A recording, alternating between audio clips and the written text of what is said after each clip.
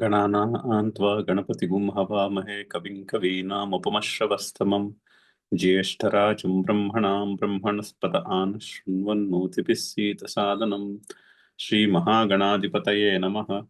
सदाशिवसमारम्भां शङ्कराचार्यमध्यमाम् अस्मदाचार्यपर्यन्तां वन्दे गुरुपरम्पराम्। श्रुतिस्मृतिपुराणानाम् आलयं करुणालयं नमामि भगवत्पादशङ्करं लोकशङ्करं।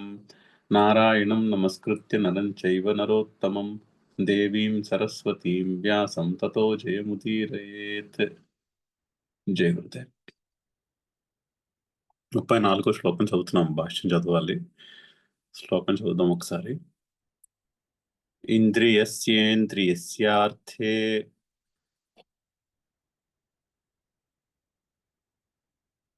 రాగద్వేషౌ వ్యవస్థితౌ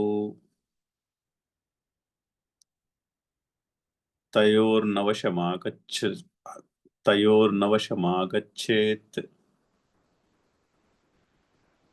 తౌ హ్యస్య పరిపంథినౌ. అయితే ప్రకృతిం యాంతి భూతాని అని ముందు చెప్పారు. ప్రకృతిని మనిషి తన ప్రకృతి ఎలా ఉందో ఆ విధంగానే ప్రవర్తిస్తాడు అని ముందు శ్లోకంలో చెప్పారు. మరి అలా చెప్పినప్పుడు అందరూ ఎవరి ప్రకృతిని బట్టి వాళ్ళు ప్రవర్తించే మాట అయితే నిగ్రహ కిం కరిష్యతి అని చెప్తున్నారు కదా. మరి అలాంటి పరిస్థితి వచ్చినప్పుడు మరి ఇంకా ఈ శాస్త్రము పురుషార్థం అంటే మోక్షమును సిద్ధించుకున్నటకు ఈ శాస్త్రము తెలుసుకొనుట, దాన్ని అనుష్ఠానము చేయుట అనే మాట వ్యర్థమైపోతుంది కదా అన్న ప్రశ్న ఉదయించచ్చు మనసులో. ఆ ప్రశ్నకి సమాధానము అదే అవతారికలో చూసాము. ఇది సర్వః జంతుః ఆత్మనః ప్రకృతి సదృశమేవ చేష్టతే. ఎవరి ప్రకృతి ప్రకారం వాళ్ళు నడుస్తూ ఉంటే, ప్రకృతి అంటే కూడా చాలా చక్కని డెఫినేషన్ చెప్పారు. ముందు చేసినటువంటి కర్మల యొక్క సంస్కారంలో, అంటే ఆ మనసులో ఉన్నటువంటి ఆ ఇంప్రెషన్స్, అవి ఈ జన్మలో కావచ్చు, లేక వేరొక జన్మ నుండి వస్తున్నవి కావచ్చు. సో ఆ సంస్కారములకు అనుగుణంగా నడుచుకుంటూ పోతుంటే, అలాగే చేస్తే అందరూ నచ ప్రకృతి శూన్య కశ్చిదస్తి. పైగా ప్రకృతి లేనివాడంటూ ఎవడు ఉండడుగా. ఇది వరకు ఏదో ఒక కర్మ చేసి ఏదో కొంత మనసులో ఇంప్రెషన్ ఉంటేనే ఇప్పుడు ఏదైనా చేయడం అనేది ఉంటుంది. మనసులో ఇంప్రెషన్ లేనివాడు అంటూ ఎవడు ఉండడు. చాలా మంచి కాన్సెప్ట్. నచ ప్రకృతి శూన్య కశ్చిదస్తి. మనసులో పూర్వానుభవముల యొక్క స్మృతులు, ఆ సంస్కారములు లేనివాడు అంటూ ఎవడు ఉండడు. సో ఫైనల్లీ అంటే చాలా దాన్ని ఏమంటారు, చాలా మౌలికమైనటువంటి పాయింట్ అది. నచ ప్రకృతి శూన్య కశ్చిదస్తి. మనసులో సంస్కారములు లేనివాడు అంటూ ఎవడు ఉండడు. అంటే మనసులో సంస్కారములు అనుగుణంగా ఎవరి ఆలోచన ఉంటుంది, అందరి ఆలోచన ఉంటుంది. అంటే ఏంటి, మన అనుభవంలోకి వచ్చే ఈ జగత్ ఏదైతే ఉందో అది మన పూర్వ సంస్కారములకు అనుగుణంగా ఉంటుంది. యాక్చువల్లీ అక్కడ ఏమున్నదో అది తెలియదు, కానీ మన మనసులో ఉన్న సంస్కారములను బట్టి మన అనుభవం ఉంటుంది. ప్రస్తుతం ఉన్న అనుభవం, మన అనుభవము ఈజ్ నాట్ డివైడ్, అంటే is not separate from the impressions in the mind. Impressions in the mind ఎలా ఉంటాయో మన అనుభవాలు కూడా అలాగే ఉంటాయి. అందుకనే బుద్ధిని షార్పెన్ చేసుకోమని చెప్తున్నాడు ఇక్కడ కృష్ణుడు. సో నచ ప్రకృతి శూన్య కశ్చిదస్తి. అందుకని ఏమవుతుంది, తతః పురుషకారస్య విషయానుపపత్తే శాస్త్రార్థ అనర్థక్య ప్రాప్తౌ. సో పురుషకారము అంటే పురుష ప్రయత్నము. దేనికి? పురుషార్థము గురించి. పురుషార్థమును కొరకు మనిషి ప్రయత్నించుట, అంటే మోక్షము గురించి మనిషి ప్రయత్నించుట, ఈ శాస్త్రము తెలుసుకుని దాన్ని అనుష్ఠించుట అనేది అనర్థకమైపోతుంది. అనర్థకం అయిపోతుంది అంటే ఇర్రెలవెంట్ అయిపోతుంది కదా అనేటటువంటి ప్రశ్న. ఆ ప్రశ్నకి సమాధానం అయితే ఇంద్రియస్య ఇంద్రియస్య అర్థే రాగద్వేషౌ వ్యవస్థితౌ. ఇంద్రియము ఇంద్రియమునకు అంటే ప్రతి ఇంద్రియమునకు కూడా వాటి వాటి విషయముల యందు, అర్థము అంటే విషయము.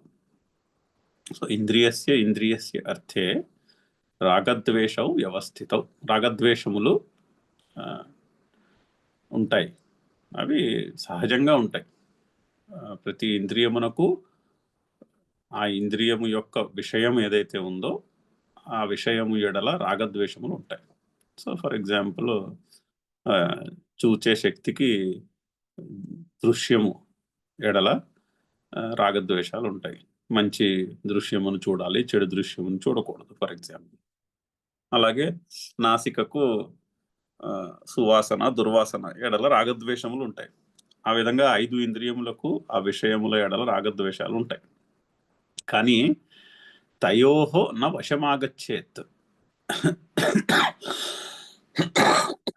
వాటి వశములో పడద్దు అంటున్నాడు. సో ప్రకృతి అనుగుణంగా ఉంటే అది రాగద్వేషములను రాగద్వేషములకు లోనై ఉండుట. అలా ఉండద్దు అంటున్నాడు. తయోహన వశమాగచ్చేత్. ఎందుకు? తౌహ్యస్య పరిపంథినౌ. రెండు కూడా పరిపంథిన అంటే ఏమంటారు, దారి దొంగలు. అంటే దారిలో వెయిట్ చేసి కాపు కాచి దొంగలిస్తారు. అటువంటి దారి దొంగలు ఏమిటి? రాగద్వేషములు. అవి మనిషిని శ్రేయో మార్గం నుంచి తప్పించేస్తాయి. అంటే ఈ శాస్త్రము చెప్తున్నటువంటి మాటని అనుష్ఠానము చేసి మోక్షమును, సైకలాజికల్ ఫ్రీడమ్ను సిద్ధించుకునుట అనే మార్గం ఏదైతే ఉందో ఆ మార్గము నుంచి రాగద్వేషములు మనిషిని దారిన కాచి దొంగతనం చేసే దొంగల వంటివి. అవి మనిషిని ఆ మార్గం నుంచి తప్పించేస్తాయి. సో అందుకని ఆ రాగద్వేషముల చేతిలో పడద్దు అంటున్నాడు. అయితే రాగద్వేషములకు అనుగుణంగా ఉంటే అది శాస్త్రం చెప్తున్నటువంటి మాట కాదు. శాస్త్రము రాగద్వేషములకు అనుగుణంగా ఉండమని చెప్పట్లేదు. రాగద్వేషములను పక్కన పెట్టి ఆలోచిస్తే అది శాస్త్రము చెప్పిన రీతిలో ఆలోచించడం అవుతుంది. గీతాశాస్త్రం చెప్తున్నటువంటి రీతిలో ఆలోచించడం అంటే మనసులో సహజముగా ఉన్నటువంటి రాగద్వేషములను గుర్తించి, ఓకే ఇవి మనసులో సహజంగా ఉంటాయి, బట్ వాటిని మనము పక్కన పెట్టి ఆలోచించాలి అని ఆలోచించుట శాస్త్రమునను అనుగుణంగా ఆలోచించుట అవుతుంది. బెస్ట్ ఎగ్జాంపుల్ భోజనం, డైటింగ్, న్యూట్రిషియస్ ఫుడ్ తినుట. మనసులో మనకి సహజంగా భోజనం ఎడల ఒక రకమైనటువంటి భోజనం ఎడల రాగము, ఒక రకమైనటువంటి భోజనము ఎడల కొంత ద్వేషము ఉంటుంది. అది సహజంగా ఉంటుంది. మనం పెరిగిన ఇంట్లో పద్ధతులను బట్టి న్యాచురల్గా కొంత ఎఫ్లిక్షన్ ఉంటుంది. కానీ ఏది న్యూట్రిషియస్ ఫుడ్, ఏది ఎప్పుడు తినాలి అన్నది కొంత సైంటిఫిక్గా తెలుసుకుని ఆ రాగద్వేషములను పక్కన పెట్టి సైంటిఫిక్గా న్యూట్రిషియస్ ఫుడ్ని భుజించుట అనేది పెట్టుకుంటే అప్పుడు రాగద్వేషములను వదిలేయాల్సి వస్తుంది. రాగద్వేషములను అంటే మనసులో ఉన్నటువంటి ఇష్టాలకు అనుగుణంగా చేస్తే ఇంకా అది న్యూట్రిషియస్ ఫుడ్ తినడం అవ్వదు. అది సైంటిఫిక్గా ఆలోచించి తినడం అవ్వదు. అందులో న్యూట్రిషన్ ఉండొచ్చు, కానీ సైంటిఫిక్గా ఆలోచించి తినడం అవ్వదు. అది రాగద్వేషములకు అనుగుణంగా ప్రవర్తించుట అవుతుంది. కానీ డైటింగ్ చేయాలి అంటే రాగద్వేషములను పక్కన పెట్టాలి. రాగద్వేషములను పక్కన పెట్టి సైంటిఫిక్గా ఫుడ్లో ఉన్న న్యూట్రిషియస్ వాల్యూ గురించి పరిశీలన చేసి తెలుసుకుని అప్పుడు ఎంత తినాలి ఆలోచించుకుని తినాలి. అది శాస్త్రమునకు అనుగుణంగా తినుట అంటే. అప్పుడు ఆరోగ్యము చాలా రోజులు ఆరోగ్యంగా ఉండే అవకాశం ఉంటుంది. లేకపోతే మనసులో ఉన్న రాగద్వేషములు ఆ ఆరోగ్యమైన భోజనమును చేసి, ఆరోగ్యకరమైన భోజనమును చేసి ఆరోగ్యమును నిలుపుకొనుట అనే మార్గము నుంచి దొంగలించేస్తూ ఉంటాయి. అది బెస్ట్ ఎగ్జాంపుల్ కదా అర్థం చేసుకుంటే. అయితే అక్కడ స్వధర్మము, పరధర్మము అనే మాటలతో కలుపుతున్నారు ముందు శ్లోకాల్లో కూడా దీన్ని భాష్యంలో. రాగద్వేషములకు అనుగుణంగా ప్రవర్తించుట స్వధర్మం కాదు, రాగద్వేషాలను పక్కన పెట్టి ప్రవర్తించుట స్వధర్మము అనే కాన్సెప్ట్కి వస్తోంది ఫైనల్లీ. రాగద్వేషములను పక్కన పెట్టి కర్తవ్యము చేయుట అది స్వధర్మము. ఇక్కడ స్వధర్మం అన్న మాటకి చాలా సింపుల్ మీనింగ్, చాలా సింపుల్ మీనింగ్ తెలుస్తున్నారు లాస్ట్ 3-4 శ్లోకాలుగా. స్వధర్మం అంటే తన కర్తవ్యమును చేయుట. కర్తవ్యము చేయుట అంటే రాగద్వేషములను పక్కన పెట్టి తాను చేయవలసిన పని చేయుట. అర్జునుడికి అదే ప్రాబ్లం వస్తుంది కదా, రాగద్వేషములు మనసులో రాగద్వేషములు పట్టేసుకుని ఇప్పుడు ఈ యుద్ధం నేను ఎందుకు చేయాలి అంటున్నాడు. అలా కాకుండా రాగద్వేషములను పక్కన పెట్టి నువ్వు చేయవలసింది చేయాలి, అది స్వధర్మము. కానీ మనిషి రాగద్వేషముల యొక్క చిక్కులో పడిపోయి తాను చేయవలసిన పనులు చేయటం మానేసి, అంటే స్వధర్మాన్ని చేయటం మానేసి పరధర్మాన్ని అనుష్ఠిస్తాడు. అంటే ఏది కర్తవ్యము కాదో అది చేస్తాడు. సో స్వధర్మము ఈజ్ ఈక్వల్ టు కర్తవ్యము అనే డెఫినేషన్కి తేలుతోంది ఫైనలీ. చదువుదాం, భాష్యం చదువుదాము, ఇంకా క్లారిటీ వస్తుంది. ఇంద్రియస్య అర్థే సర్వేంద్రియాణం అర్థే శబ్దాది విషయే. సో ఇంద్రియస్య అంటే ఇంద్రియమునకు, ప్రతి ఇంద్రియమునకు.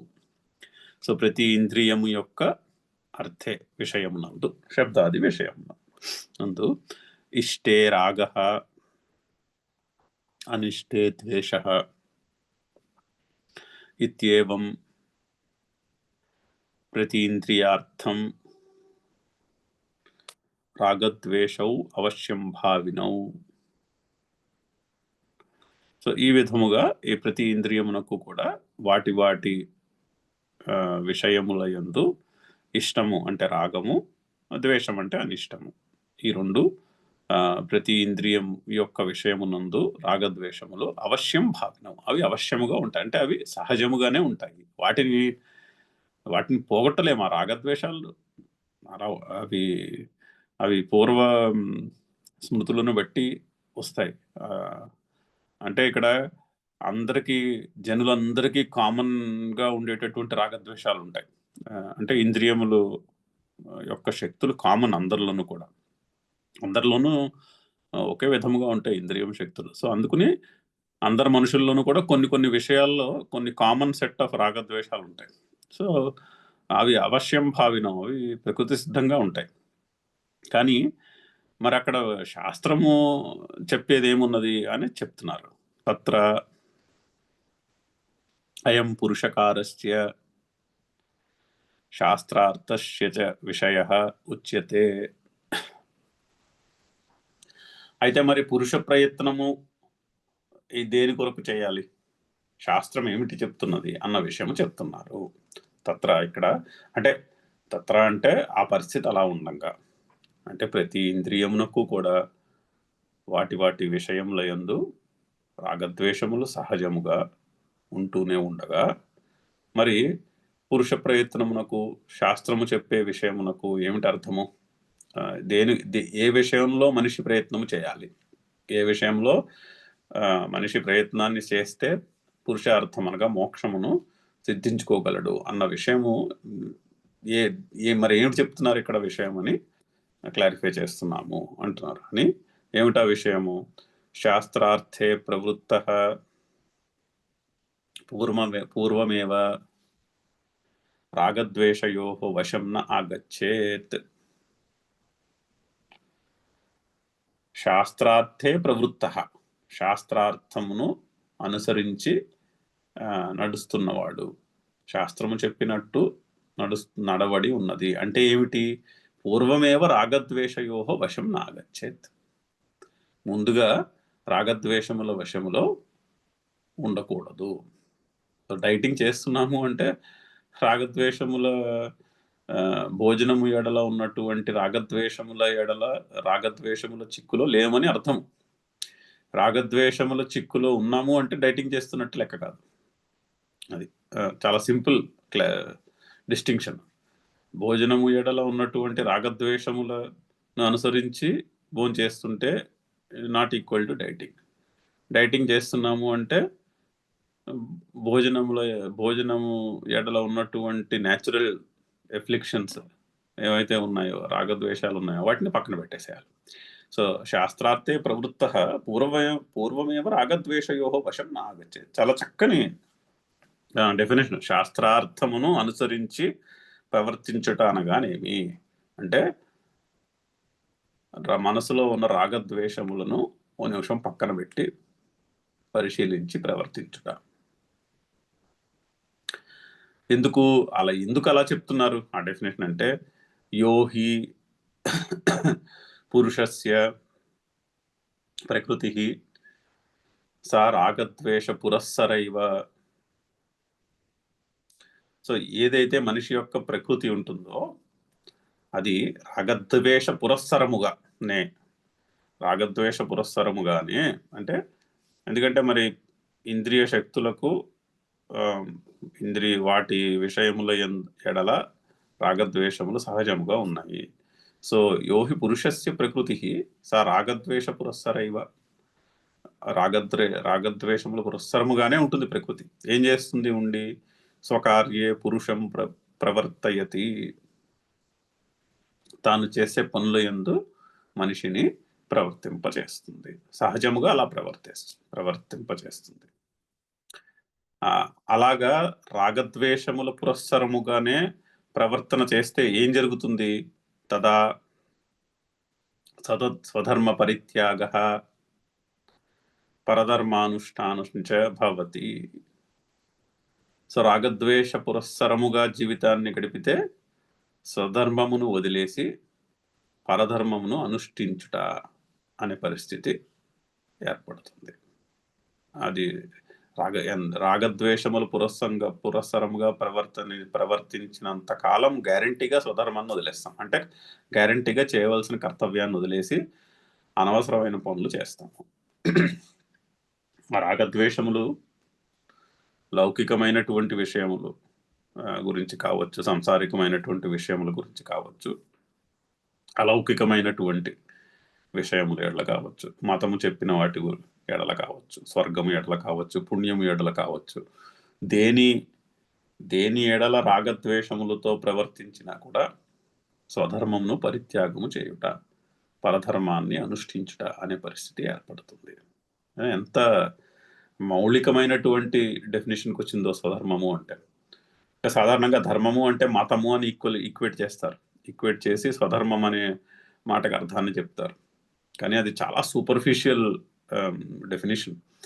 మౌలికమైనటువంటి డెఫినేషన్ చూడండి. రాగద్వేష పురస్సరముగా ఉంటే that is not equal to స్వధర్మం. రాగద్వేష పురస్సరముగా జీవితం ఉంటే అది పరధర్మానుష్ఠానమే కానీ స్వధర్మాన్ని చేయుట కాదు. ఎందుకంటే రాగద్వేషములను అనుసరించి ప్రవర్తించిన వాడు కర్తవ్యాన్ని వదిలేస్తాడు. చేయవలసిన కర్తవ్యాన్ని మానేసి అనవసరమైన పనులు చేస్తారు. చేయవలసిన కర్తవ్యాన్ని మానేసి అనవసరమైన పనులు చేయుట అంటే స్వధర్మ పరిత్యాగ పరధర్మానుష్ఠానం. ఓకే, ఏం చేయాలప్పుడు? యదా పునః రాగద్వేషౌ తత్ప్రతిపక్షేణ నియమయతి తదా శాస్త్రదృష్టి ఏవ. అయితే ఎప్పుడైతే యదా రాగద్వేషౌ తత్ప్రతిపక్షేణ నియమయతి, రాగద్వేషములను పక్కన పెట్టి తదా శాస్త్రదృష్టి. సో రాగద్వేషములను పక్కన పెడితేనే శాస్త్రదృష్టి. రాగద్వేషములు ఉంటే శాస్త్రము కనిపించదు. అసలు శాస్త్రం చెప్పిన విషయము క్లియర్గా అర్థము కాదు, దాన్ని క్లియర్గా మనము ఇంప్లిమెంట్ చేయలేము. సో రాగద్వేషౌ ప్రతిపక్షేణ నియమయతి తదా శాస్త్రదృష్టి ఏవ. ఓకే, ఆ భవతి కూడా ఏవతో కలుపుకోవాలి. తదా శాస్త్రదృష్టి ఏవ భవతి నా ప్రకృతివశః. అది ప్రకృతి వశము కాదు. చాలా clear distinction, either this or that. స్వధర్మానుష్ఠానము అంటే ప్రకృతి వశము కాకుండుట, ప్రకృతి వశము అంటే రాగద్వేషముల వశములో ఉండకపోవుట. రాగద్వేషముల వశములో ఉండి ప్రకృతిని మనిషి ప్రకృతి ఎలా ఉందో అలా ప్రవర్తించుట ఈజ్ ఈక్వల్ టు పరధర్మానుష్ఠానం అన్న చాలా సింపుల్ డిస్టింక్షన్కి తేలింది లాస్ట్ 3-4 శ్లోకముల యొక్క డిస్కషన్ యొక్క సారము అది. అయితే ఏం చేయాలి? తస్మాత్ తయోహో రాగద్వేషయోహో వశం న గచ్చేత్. రాగత్వం అందుకని రాగద్వేషముల యొక్క వశములో పడవద్దు. యతః తౌ హి అస్య పురుషస్య పరిపంథినౌ. అవి మనిషి యొక్క పరిపంథిన దారి దొంగలు, మనిషి మార్గములో దారి దొంగలు. పురుషస్య పరిపంథినౌ, పరిపంథిన అంటే దారి దొంగలు, పంథి అంటే మార్గం, మార్గములో వేచి వేచి దొంగలించే వాళ్ళని అర్థం.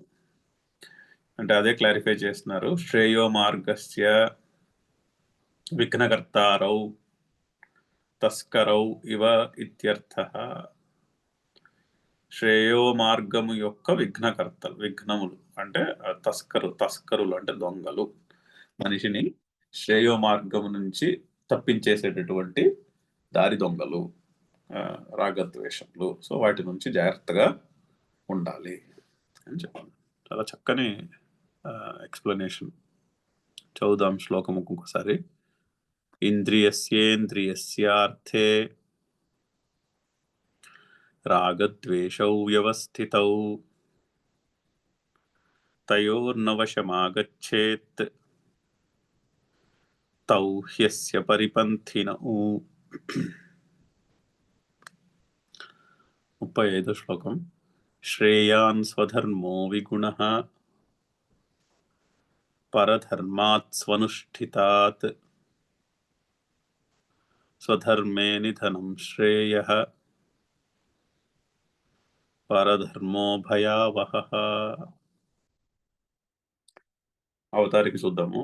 తత్ర రాగద్వేషయుక్తః మన్యతే శాస్త్రార్థమపి అన్యథా పరధర్మోపి ధర్మత్వాత్ అనుష్ఠేయః ఏవ ఇతి. అయితే రాగద్వేషము యుక్తముగా ఉన్నవాళ్ళు, రాగద్వేష పురస్సరముగా ప్రవర్తించే వాళ్ళు ఏమనుకుంటారట? అన్యథా శాస్త్రార్థమపి పరధర్మ మన్యతే, పరధర్మోపి మన్యతే అంటే పరధర్మము కూడా ధర్మమే కదా అనే యాటిట్యూడ్ ఉంటుంది, అనే ఆర్గ్యుమెంట్ ఉంటుంది. ఇప్పుడు ఈ పని వదిలేసి నేను చేయవలసిన కర్తవ్యం స్వధర్మాన్ని వదిలేసి పరధర్మాన్ని అనుష్ఠిస్తుంటే అది కూడా ధర్మమే కదా, అది కూడా చేయవలసిన పనే కదా. పరధర్మోపి ధర్మత్వాత్, పరధర్మం కూడా ధర్మమే కదయ్యా. సో అది చేయడంలో తప్పేముంది? సో దాన్ని అనుష్ఠించవచ్చును. పరధర్మ అపి ధర్మత్వాత్ అనుష్ఠేయ అని అనుకుంటారు, అని అన్యథా మన్యతే అని శాస్త్రమును ఆ విధంగా అర్థం చేసుకుంటారు. అలా చేసుకోవచ్చు కదా, అది కరెక్టే కదా. నాకు స్వర్గం అంటే రాగం ఉంది మనసులో. సో పుణ్యం సాధించేసేయాలనే రాగం ఉంది. సో నేను చేయవలసిన కర్తవ్యం మానేసి బోల్డ్ కర్మలు చేస్తూ ఉంటాను. అందులో తప్పేముంది? కర్మలు కూడా చేయొచ్చు కదా, అది కూడా ధర్మమే కదా. సో అది అనుష్ఠానం చేస్తే తప్పేమున్నది అనేటటువంటి ఆర్గ్యుమెంట్ ఉంటుంది. సో ఆ ఆర్గ్యుమెంట్కి సమాధానము తథాసత్, అది తప్పు అంటున్నారు. అది సరైనటువంటి ఆలోచన కాదు. చేసుకోవచ్చు, కానీ అది సరైనటువంటి ఆలోచన కాదు. అది శాస్త్ర దృష్టితో తెలుసుకుని ప్రవర్తించుట అబద్ధం అని ఈ శ్లోకం చెప్తున్నారు. సో చాలా మంచి శ్లోకము. అంటే డైరెక్ట్గా అర్జునుడి యొక్క కాంటెక్స్ట్లో అయితే చాలా చాలా రిలవెంట్ అనిపిస్తుంది. అంటే అర్జునుడు అక్కడ క్షత్రియుడు, ధర్మయుద్ధానికి సిద్ధమై వచ్చిన మనిషి, రాగద్వేషముల ఆలోచనలో పడిపోయి నేను చేయవలసిన కర్తవ్యాన్ని వదిలేసి సన్యాసం పుచ్చేసుకుంటాను అంటున్నాడు. సో అతనికి చాలా పర్ఫెక్ట్ ఇన్స్ట్రక్షన్, డైరెక్ట్ ఇన్స్ట్రక్షన్. శ్రేయాన్ స్వధర్మ విగుణ పరధర్మాత్ స్వనుష్ఠితాత్, డైరెక్ట్ ఇన్స్ట్రక్షన్. అంతేకాదు అర్జునుడిగా కాదు, మనందరికీ కూడా డెఫినెట్గా వర్తిస్తుంది.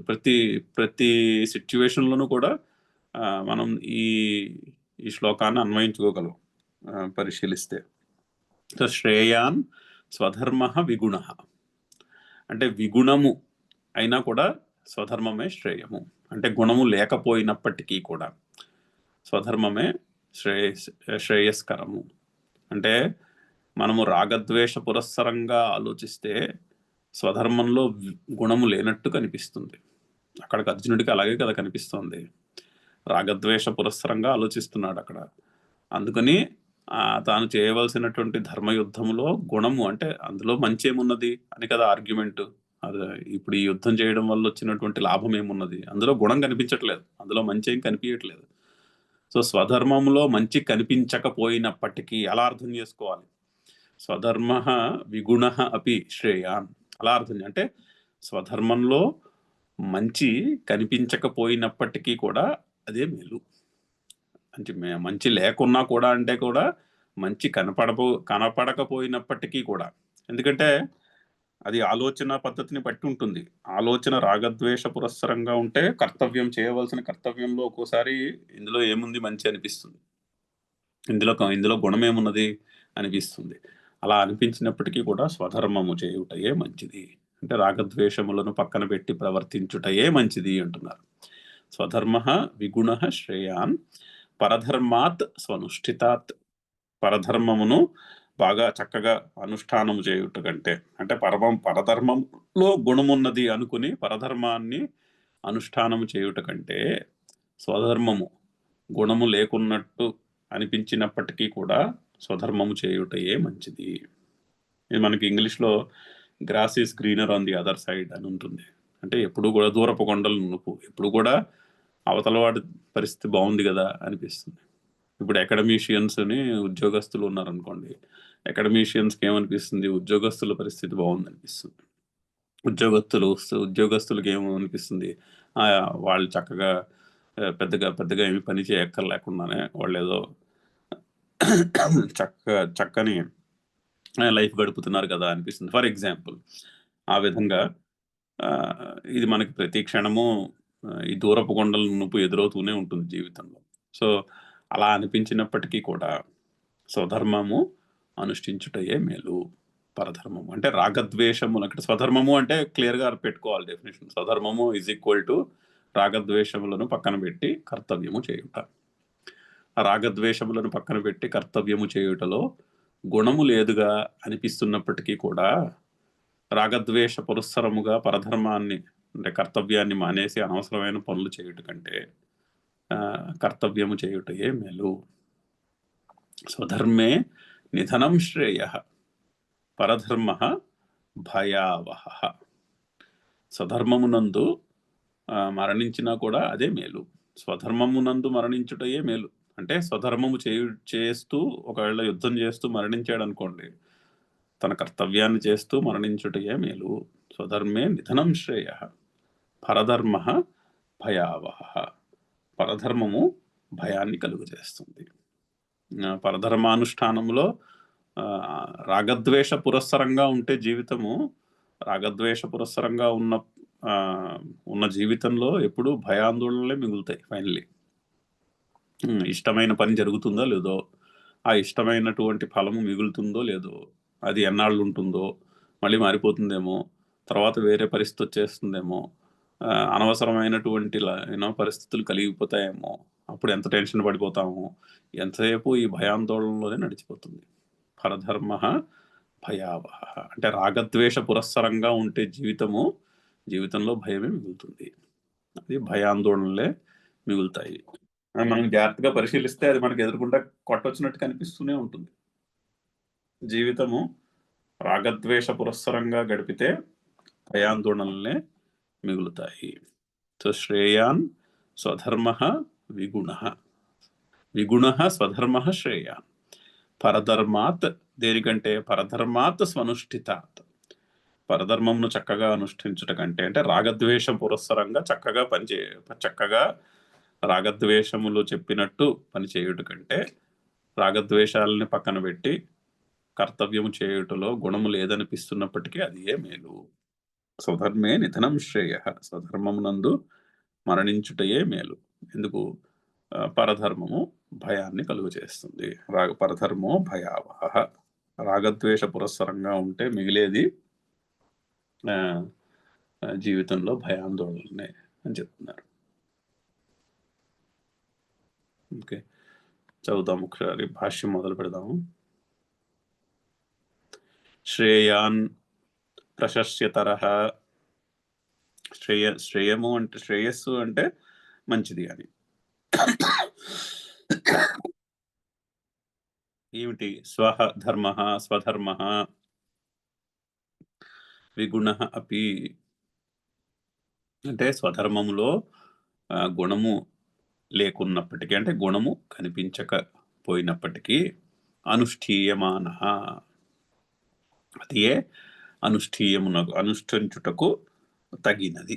అనుష్ఠీయమాన, అనుష్ఠించుటకు తగినది. దేనికంటే పరధర్మాత్ స్వనుష్ఠితాత్. స్వనుష్ఠితాత్ అంటే అర్థం చెప్తున్నారు. సాద్గుణ్యేన సంపాదితాదపి. సో పరధర్మాన్ని చాలా చక్కగా అనుష్ఠానం చేసి దాని ఫలములు పొందుట కంటే స్వధర్మమును, అందులో గుణము లేదు అనిపిస్తున్నప్పటికీ కూడా స్వధర్మము చేయుటయే మేలు. తన కర్తవ్య కర్మలు చేయుటయే మేలు. స్వధర్మే స్థితస్య నిధనం మరణమపి శ్రేయః. సో స్వధర్మమును అనుష్ఠానము చేస్తూ మరణము కూడా మంచిదే. మరణం వచ్చినా ఒకవేళ అది పరధర్మమును అనుష్ఠానము చేసి ఆ ఫలములు పొందుట కంటే ఇదే మంచిది అంటున్నారు. పరధర్మే స్థితస్య జీవితాత్. సో రాగద్వేష పురస్సరముగా జీవించుట కంటే రాగద్వేషములను పక్కన పెట్టి కర్తవ్య కర్మ చేయుటయే మేలు. కస్మాత్, ఎందుకు? పరధర్మ భయావహ. పరధర్మము భయాన్ని కలుగు చేస్తుంది. ఎందుకు అంటే ఏంటి? నరకాది లక్షణం భయం ఆవహతి యతః. ఎందుకంటే నరకాది లక్షణం భయం ఆవహతి. నరకాది లక్షణము కలిగినటువంటి భయమును తీసుకొస్తుంది. సో నరకం అంటే రెండు విధాలుగా చెప్పుకోవచ్చు. నరకం అంటే అలౌకికమైనటువంటి అర్థం చెప్పుకుంటే, మరణించిన తర్వాత నెగిటివ్ బ్యాలెన్స్ ఎక్కువ ఉంటే కర్మలో అది నరకము. ఇంతకంటే చెడు జీవితము అది నరకము. ఆర్ ఈ బ్రతికుండంగానే ఈ జీవితంలోనే దుఃఖము, భయము, ఆందోళన, దుఃఖము, టెన్షను, ఒత్తిడి, అదే నరకం అంటే. నరకం అంటే వేరే ఎక్కడికో వెళ్ళక్కర్లేదు. మనసులో భయాందోళనలు ఎక్కువైపోతే అదే నరకము. సో బ్రతికుండంగానే రాగద్వేష పురస్సరంగానే జీవిస్తే ఎంతసేపు ఆ రాగద్వేషములు మనసులో టెన్షన్స్ అలాగా పెరుగుతూనే ఉంటాయి. ఆ రాగద్వేషాల వలన అవేవి ఎక్కడికి పోవు. ఎన్ని పూజలు ఏమి చేసినా ఆ రాగద్వేషాలు అయితే పోవు. అవి పోవాలంటే ఏం చేయాలి? ఓకే, రాగద్వేషములు సహజముగా మనసులో ఉంటాయి, వాటిని పక్కన పెట్టి మనం కర్తవ్యం ఏమిటి అన్న పరిశీలన చేసుకుని కర్తవ్యాన్ని అనుగుణంగా కర్తవ్య కర్మానుష్ఠానము చేసుకుంటూ ఉంటే రాగద్వేషములు కొన్నాళ్ళు అలా సాధన చేస్తే రాగద్వేషములు ఇర్రెలవెంట్ అయిపోతాయి. ఉన్నా కూడా ఓకే, అలాగే ఉంటాయి. అది మనసు యొక్క ప్రకృతి, మనం పెద్దగా చింత చేయక్కర్లేదని ఆ రాగద్వేషాలను పక్కన పెట్టి టెన్షన్ లేకుండా ఉండగలుగుతాను. అది ఆ శ్లోకం యొక్క అర్థం. ఒక చక్కని డిస్కషన్ అక్కడికి లాస్ట్ 3-4 శ్లోకాల్లో ఇక్కడికి ఈ ఇన్స్ట్రక్షన్తో పూర్తవుతోంది. అది చదువుతాం శ్లోకం ఒకసారి. శ్రేయాన్ స్వధర్మో విగుణ పరధర్మాత్ స్వనుష్ఠితాత్ స్వధర్మే నిధనం శ్రేయ పరధర్మో భయావహ. ఓం పూర్ణమదః పూర్ణమిదం పూర్ణాత్ పూర్ణముదచ్యతే పూర్ణస్య పూర్ణమాదాయ పూర్ణమేవావశిష్యతే. ఓం శాంతి శాంతి శాంతి. హరి ఓం.